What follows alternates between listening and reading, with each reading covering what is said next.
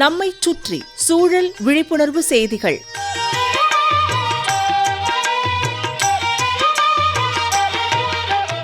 அன்புள்ள பாண்டுரங்கன் சார் அவர்களுக்கு உங்கள் மாணிக்கம் எழுதும் மடல். நலம் நலமறிய ஆவல். பஞ்சபூதங்கள் நிலம், நீர், காற்று, நெருப்பு, ஆகாயம் இவை அனைத்தும் சேர்ந்ததுதான் நாம் வாழும் சூழல். இதுல நம்மை அறிந்தோ அறியாமலோ காத்த சுவாசிச்சுக்கிட்டே இருக்கோம். சுவாசம்னு ஒன்று நின்னுதுன்னா மனிதன் உயிர் இல்லாதவனா ஆயிடுறான். நாம சுவாசிக்கிற காத்து பிராணவாயு, அதாவது ஆக்சிஜன். மரங்கள் நமக்கு உதவாத கார்பன் டை ஆக்சைடை உள்ளிழுத்து நாம் சுவாசிக்கும் பிராணவாயு ஆக்சிஜனை வெளியிடுறதுனால தான் நாம இந்த பூ உலகில் வாழ்ந்துகிட்டு இருக்கோம். தண்ணிக்கெல்லாம் அணை போட்டு நிறுத்த முடியும்.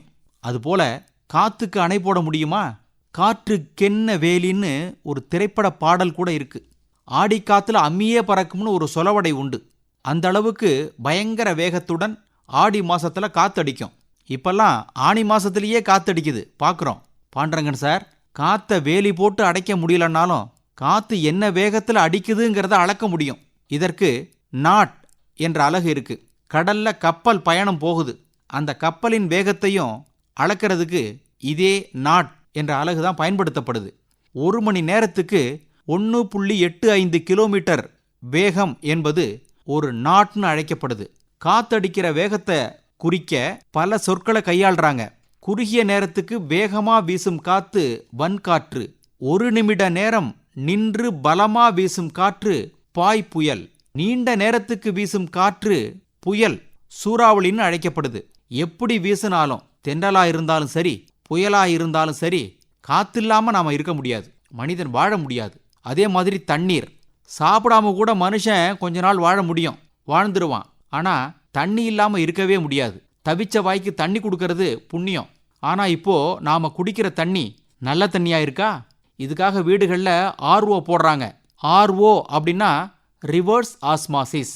இந்த முறையில சுத்திகரிக்கப்பட்ட தண்ணியில உப்புகள் இருக்காது. தண்ணியில இருக்கும் உப்பு பிரிக்கப்பட்ட பிறகு அந்த தண்ணியை நாம குடிக்க உபயோகிக்கிறோம். ஆழ்குழாய் கிணத்து நீரை ஆர்ஓ முறையில் சுத்திகரிக்கும் போது 100 லிட்டர் தண்ணியிலிருந்து நமக்கு 30 லிட்டர் நல்ல தண்ணி கிடைக்கும். மீதி இருக்கிற 70 லிட்டர் தண்ணியில கூடுதலான உப்பு இருக்கும்.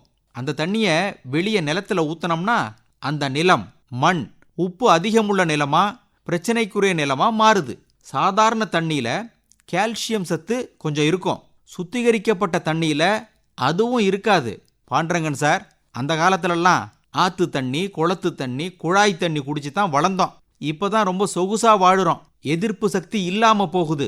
ஆனாலும் மாசு என்பது இப்போ அதிகமாயிட்டு இருக்கு.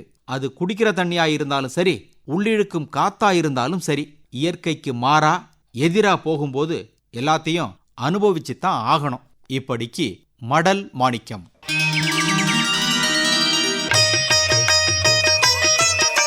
நம்மைச் சுற்றி சூழல் விழிப்புணர்வு செய்திகள் கேட்டீர்கள்.